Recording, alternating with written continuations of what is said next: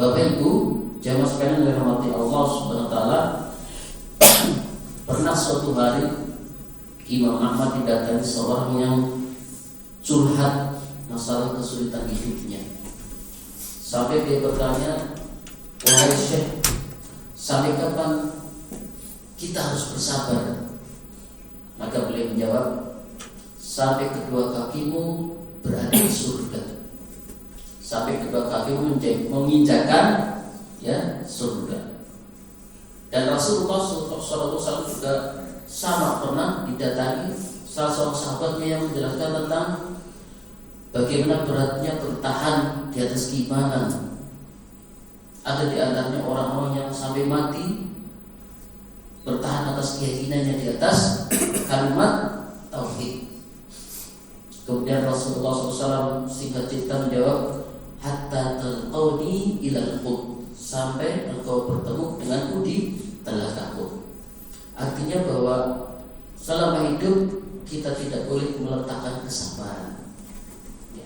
Kita harus membekali diri kita selama masih ada di dunia, harus tetap sabar.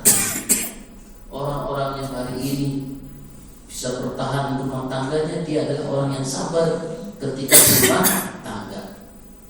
Orang-orang yang hari ini masih bertahan yang di tempat kerjanya, dia adalah orang sabar ketika bekerja menghadapi berbagai permasalahan di tempat kerjanya dan sebagainya. Karena memang kita hidup di dunia selama itu harus tetap sabar. Maka tidak ada istilah sabar ada batasnya. Karena sabar itu berhenti ketika kita sudah di akhirat. Karena di akhirat tidak ada namanya ujian. Maka suatu hari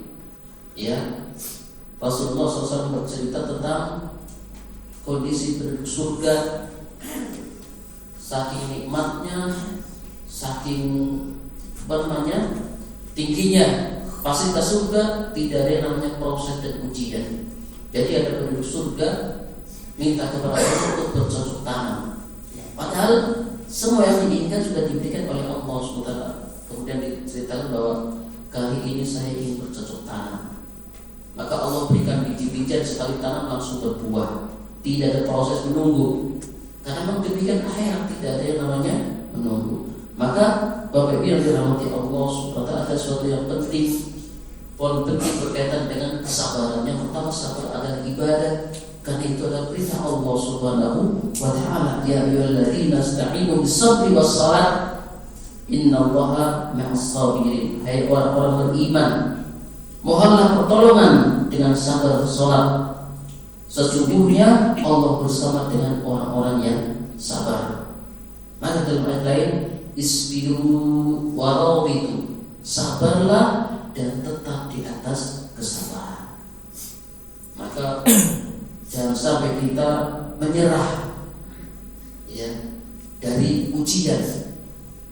Karena selama kita masih hidup akan terus datang sering berganti ujian. Ujian yang satu selesai akan datang ujian berikutnya. Demikian juga Rasulullah ketika masalah di Mekah selesai karena sudah berhijrah ke Madinah, ternyata masalahnya lain lagi. Musuhnya malah tambah dua. Kalau di Mekah kafir Quraisy, di Madinah malah dua musuhnya, munafik dan Yahudi. Selesai Hudaybiyah, selesai perang Khaybar, masalah berbeda. Demikian terus sampai Rasulullah SAW dipanggil oleh Allah baru berhenti dari kesabarannya. Maka Allah SWT interpretasi, "Isbiru warabitu," bersabarlah dan tetap di atas kesabaran. Maka Rasulullah SAW bersabda, "Wa ma u'tiya ahadun 'ata'an khairan wa awsa' min as-sabar."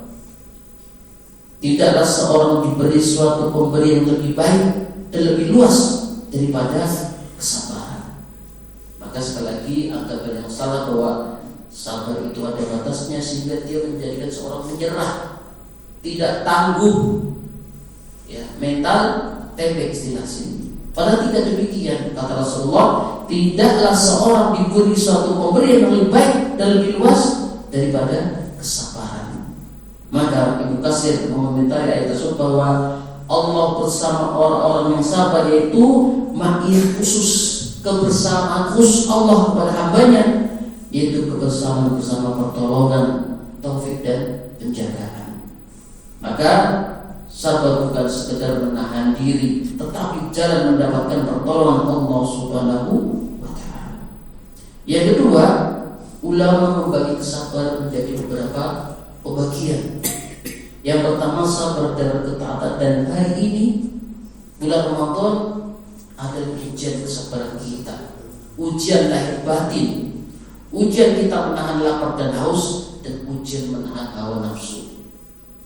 Orang bisa sukses menahan lapar dan haus dari terbit matahari sampai terbenam, bisa kuat, dan dia sah secara fikih, rukun dasar terpenuhi, tapi belum tentu lulus ujian sabar dan hawa nafsu. Maka Rasulullah SAW bersabda, "Man lam yada' qawla zur," siapa yang tidak bisa meninggalkan kata-kata sia-sia, ucapan dusta dan sebagainya, Allah SWT tidak butuh dari puasa dan dari haus dan laparnya. Jadi ada orang-orang yang secara fikih sah, tapi dia tidak mendapatkan pahala karena lisannya tidak dijaga, dia tidak sabar menahan nafsunya, tidak sabar menahan lisannya. Yang kedua, sabar menjauhi maksiat. Dan ini juga kita rasakan di bulan Ramadan ini, karena puasa tidak hanya menahan lapar dan minum, tapi juga menahan hawa nafsu kita untuk tidak bermaksiat. Dan ini berat sekali, lebih berat daripada ujian tentang musibah. Abdurrahman bin Auf pernah bercerita kepada Rasulullah, "Kami ya Rasulullah, ketika diuji dengan kesusahan, diuji dengan kekurangan, tapi ketika diuji dengan kenikmatan, ada di antara kita yang jatuh berguguran." Contohnya adalah Qarun. Dulu ketika diuji dengan kesusahan, dia begitu taatnya, ahli ibadah, sekalipun hidupnya miskin. Dijelaskan bahwa Qarun dan istrinya hanya memiliki baju satu setel, tapi ketika dibuka pintu-pintu rezeki, dia berubah 180 derajat, menjadi orang yang jauh dari Allah Subhanahu wa ta'ala. Dan itu berat di atas kenikmatan. Dan yang ketiga, sabar menghadapi musibah. Allah Subhanahu wa ta'ala berfirman, "Wasbiru wa ma sabruka illa billah," yakni bersabarlah dan tidaklah kesabaranmu melainkan dengan pertolongan Allah Subhanahu wa ta'ala. Maka di sini Rasulullah tegaskan, as-sabru diya'un, sabar adalah cahaya. Dia menjelaskan cahaya terang, bukan sekedar cahaya, tapi cahaya terang yang menyinari yang kegelapan. Maka kata ulama mengatakan bahwa dalam udat selalu menjelaskan sabar dan ketaatan lebih berat, lebih butuh perjuangan, karena harus terus-menerus dilakukan. Sabar menjauhi maksiat, menuntut pengendalian yang penuh hawa nafsunya, dan sabar dalam musibah menuntut keteguhan hati. Dan sabar dan ketaatan sedang kita rasakan di bulan Ramadan. Maka orang-orang sukses sabarnya selesai dalam Ramadan tuntas dan akan diampuni dosanya oleh Allah Subhanahu wa ta'ala. Maka kita terus minta petunjuk kepada Allah, hidayah, taufik, agar sabar di atas ketaatan, sehingga betul-betul tidak yang dikhawatirkan oleh Rasulullah SAW, rahimah anfun rajulin, celaka. Siapa yang celaka di bulan Ramadan? Ada orang yang Ramadan pergi selesai, tapi dia tidak diampuni oleh Allah Subhanahu wa ta'ala. Dia adalah orang-orang yang tidak sabar di bulan Ramadan. Dia adalah orang-orang yang tidak pandai menahan hawa nafsunya, sementara ampunan begitu luas, rahmat melimpah. Maka kita terus minta petunjuk kepada Allah agar diberi kekuatan petunjuk sehingga bisa lolos ujian kesabaran di bulan Ramadan. Kemudian Bapak Ibu jangan dirahmati Allah Subhanahu wa ta'ala, sabar menghadapi ujian, dan ini adalah sunatullah. Wala nabluwannakum bi syai'in minal khawfi wal ju'i wa naqsin minal amwal wal anfusi wath thamarat wa basyiris sabirin. Sungguh kami akan menguji kalian dengan sedikit ketakutan, kelaparan, kekurangan harta, jiwa dan buah-buahan, dan berikanlah kabar gembira kepada orang-orang yang sabar. Maka dalam ayat lain dijelaskan di antara keutamaan sabar mendapatkan pahala ghairu hisab, tidak ada hitungannya, karena sabar itu juga tidak ada batasnya. Maka sabar itu memiliki keistimewaan lebih, hitungannya di sisi Allah SWT sesuai kehendak Allah SWT. Berbeda dengan yang lain, ada takaran hitungannya. Ada baca Quran satu hurufnya 10 kebaikan dan dilipat gandakan lebih banyak lagi. Ada puasa sunnah pahalanya 2 tahun. Tetapi itu sabar ghairu hisab, tidak ada hitungannya, artinya sangat banyak. Karena memang kita hidup menuntut kesabaran tanpa batas. Isbiru warobitu, sabarlah dan tetap di atas kesabaran. Maka sabar yang paling terbesar adalah ketika kita pertama kali mendapat ujian. Sebagaimana Rasulullah SAW bersabda, innamas sabru inda sadmatil ula. Sesungguhnya sabar itu pada saat pertama kali tertimpa musibah. Maka seorang kualitas pahala sabarnya akan berkurang ketika dia banyak cerita tentang kesedihannya, banyak cerita tentang ujiannya, terlebih lagi cerita di media sosial. Akan berkurang kualitas pahala sabarnya, makin banyak dia bercerita. Maka di sini innamas sabru inda sadamatil ula. Sesungguhnya yang sabar itu pada saat pertama kali tertimpa musibah. Betapa banyak orang yang mudah ngeluh di zaman sekarang, di media sosial terlebih lagi, sehingga apa? Berkurang pahalanya karena tidak tawakal kepada Allah SWT.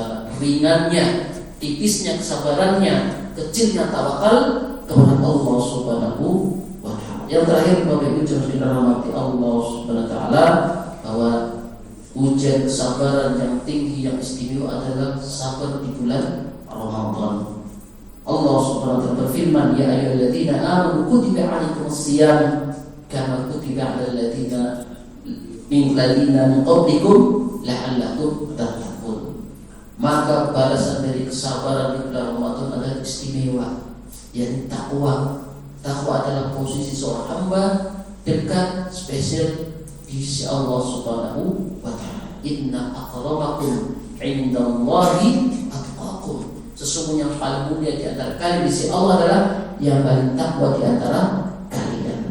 Maka orang yang sabar adalah orang-orang yang memiliki kedudukan khusus di bulan Ramadan, karena lulus ujian di bulan Ramadan, menahan lapar haus, menahan hawa nafsunya demi derajat takwa. Maka Ibnu Rajab Al-Hambali mengatakan bahwasannya ya, puasa mencakup 3 jenis sabar.